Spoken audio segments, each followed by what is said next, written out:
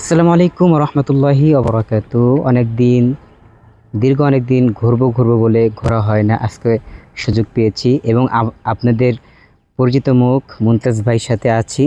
মুমতাজ ভাই, আপনি আমার সাথে আইসা কি আপনার অনুভূতি?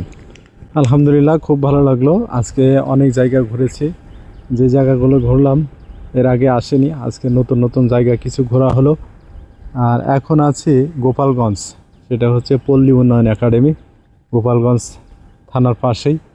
আর এই জায়গাটা চারিদিকে একটু ঘুরে দেখান, অনেক সুন্দর একটা প্লেস।